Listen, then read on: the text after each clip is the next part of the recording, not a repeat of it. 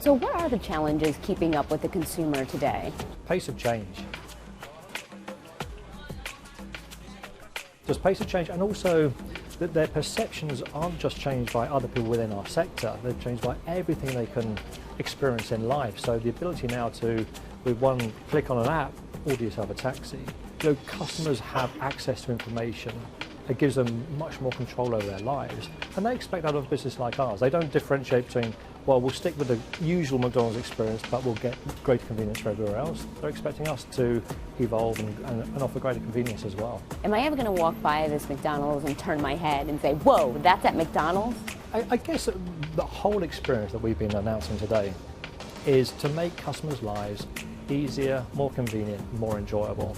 It's not meant to be life-changing, it's just meant to modernise and evolve the McDonald's experience, just to make us a better McDonald's. It's not to be a different McDonald's, it's how can we embrace change, trends, use our expertise and our innovative spirits to actually just offer a better McDonald's experience. And that's what we're all about here today. Speaking of change, were you surprised by the results of the US election?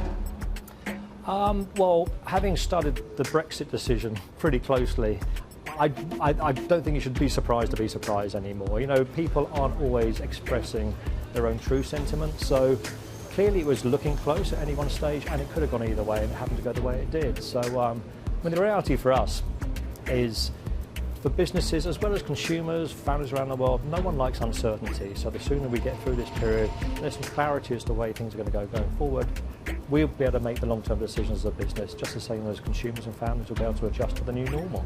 Do you think that consumers feel more certain today after the election, especially in the US? No, I think it's early days still now, you know, as the transition team's being shaped up. So I don't expect us to have that uncertainty diminish until early into next year.